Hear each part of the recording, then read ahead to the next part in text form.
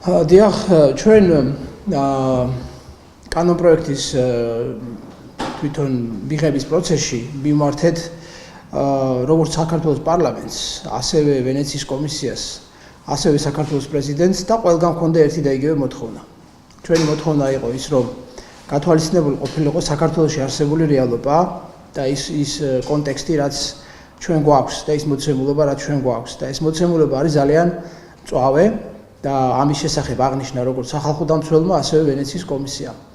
ეს მოცემულობა არის ის, რომ სასამართლო სისტემაში ჩვენ გვაქვს ფაქტიურად კლანური მმართველობა და გვაქვს პირთა ჯგუფი, კლანი, რომლის ხელშიც არის ეს იუსტიციის უმაღლესი საბჭოს უმრავლესობა და ისინი იღებენ გადაწყვეტილებას არა მართლმსაჯულების ინტერესისთვის, არამედ საკუთარი ძალაუფლების გამტკიცებისთვის.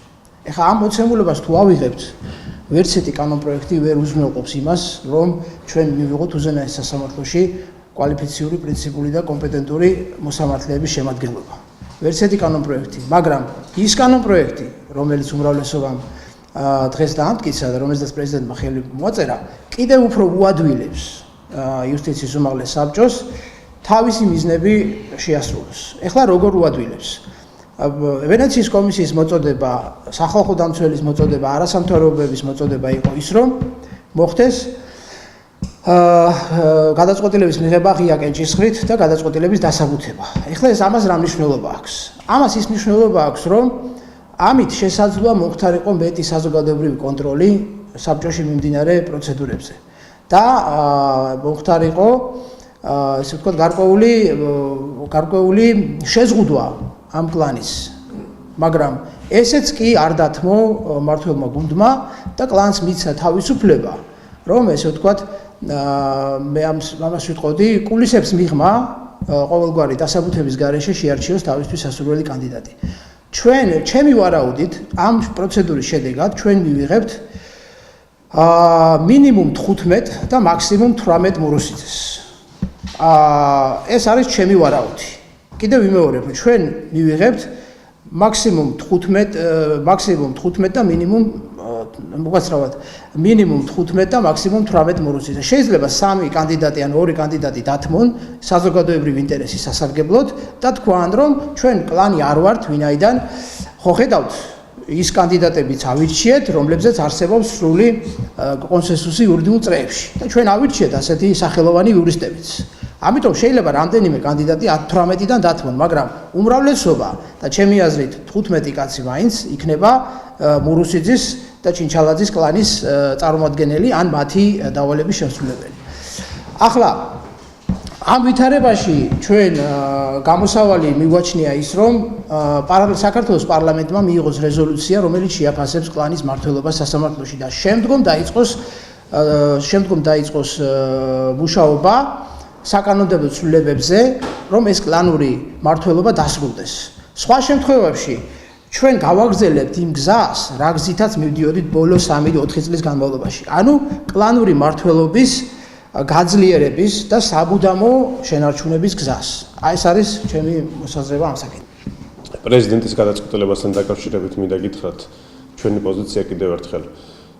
ჩვენ საქართველოს პრეზიდენტს მოუწოდეთ, რომ ვეტო დაედო აღნიშნულ კანონპროექტზე და მე ვიცი თქვენ, რომ მუშაობდი პრეზიდენტის ადმინისტრაციაში რამდენიმე წლის განმავლობაში და მახსოვს, როგორ ვიქცეოდით, როცა საკითხი ეხებოდა მნიშვნელოვან საზოგადოებრივ სახელმწიფოებრივ პრობლემას, ჩვენ რამდენიმე დღის განმავლობაში, მანამ სანამ საბოლოო გადაწყვეტილებას მიიღებდა პრეზიდენტი, ხვდებოდით საზოგადოების დაინტერესებულ ჯგუფებს ყველას, ვინც ამ პროცესთან დაკავშირებით პოზიციას გამოთქვამდა აქტიურად და მას შემდეგ, რაც შევისწავლდით საკითხს სათანადოდ, დავწონდით ყველა იმ არგუმენტს და კონტრარგუმენტს, რაც ახლდა კანონპროექტს ხოლმე ყოველთვის, ამის შემდეგ ღებულობდა პრეზიდენტი გადაწყვეტილებას. ჩვენ კი დღეს დავინახეთ, რომ როგორც კი იქნა პრაქტიკულად კანონპროექტი მიღებული და მისული ელექტრონულ პოსტაზე პრეზიდენტის ადმინისტრაციაში მაშინვე იქნა ხელმოწერა განხორციელებული, ანუ შესწავლისათვის ნებაც კი არ დაუფიქსირებია სამწუხაროდ საქართველოს პრეზიდენტს, რომ შეესწავლა ეს საკითხი და ამ შესწავლის შედეგად მიიღო გადაწყვეტილება.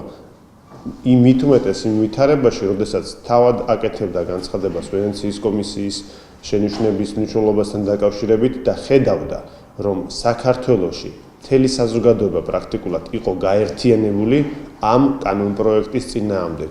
კიდევ ერთხელ ვიმეორებ, რომ დღეს ამ ქვეყანაში არ არსებობს არც ერთი ორგანიზაცია პროფესიული, არც ერთი კონკრეტული ობიექტურად მოაზროვნე იურისტი, არც ერთი პოლიტიკური პარტია, ერთი ადამიანი არ არსებობს ამ ქვეყანაში, რომელიც იტყვის, რომ ეს არის კარგი პროექტი. და აი ამ ვითარებაში პრეზიდენტს ასეთი სასწრაფო გადაწყვეტილების მიღება ნამდვილად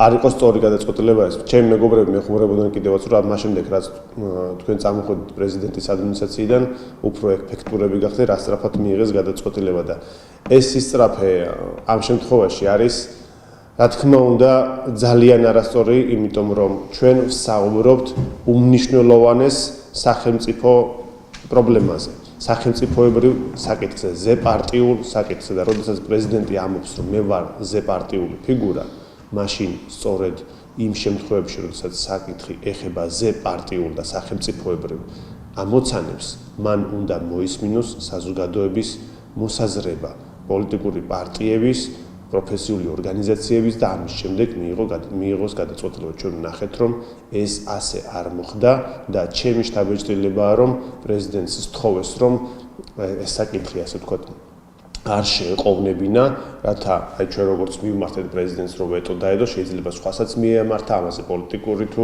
საზოგადოებრივი პროტესტით მოთხოვნა დაფიქსირებული იყო და მანამ ეს ტალღა გაიზრდებოდა, სასწრაფოდ უნდა მოეწერა პრეზიდენტს ხელი. აი ეს არის ამის შეფასება სამწუხაროდ და მე ვფიქრობ და დარწმუნებული ვარ, რომ პრეზიდენტს ეს პოზიტივში არ ჩაეწერება ნამდვილად. რაც შეეხება ახლა რეზოლუციასთან დაკავშირებით თქვენს შეკითხვას, ნახეთ როგორი სიტუაცია 2012 წელს ხელისუფლება შეიცვალა და მოვიდა ახალი ხელისუფლება და ცვლილების პროცესში მთავარი მესიჯი, მთავარი ლოზუნგი, მთავარი იდეა, რის გამოც ხელისუფლება იცვლებოდა, ეს იყო უსამართლობის წინააღმდეგ ბრძოლა. და უსამართლობის წინააღმდეგ საბრძოლოდ მაშინ იყო გაერთიანებული საზოგადოების უდიდესი ნაწილი. უსამართლობის წინააღმდეგ ბრძოლის პროცესში, ანუ რასაც მე ვბრძოდით, აი იმაში უსამართლობაში მნიშვნელოვანი წვლილი შეჰქონდა იმ კლანს, რომელიც დღესაც ამ სისტემაშია და არ შეფასებულა, მე-7 წელი მიდის, ხო?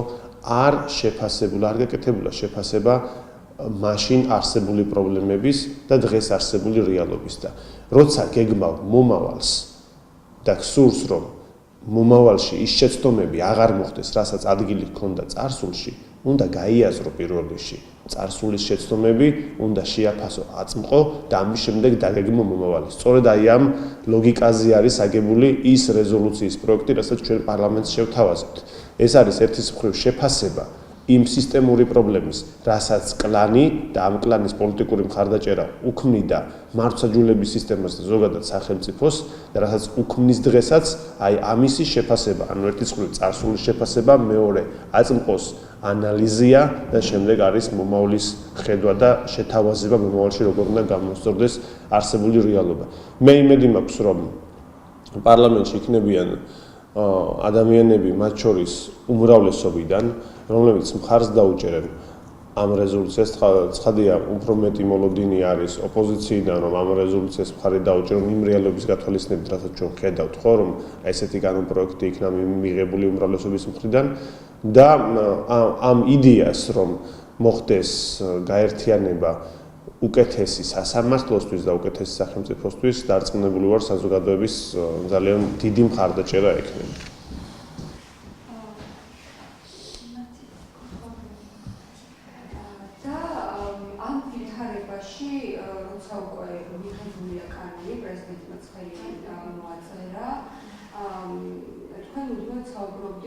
აი კლანის, რომ ეს გააძლიერებდა ერთგვარად ეწოდებულ კლანს სასამართლოში.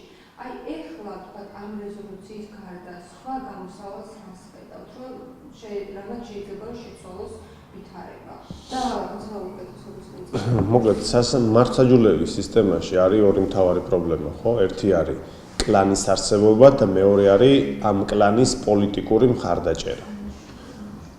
იმისათვის, რომ დამარცხდეს კლანი, უნდა შეიცვალოს ის დამოკიდებულება, რაც პოლიტიკოსებს აქვთ კლანის მიმართ. ანუ პოლიტიკური მხარდაჭერა მარტივად რომ ვთქვათ, აღარ უნდა ჰქონდეს კლანს.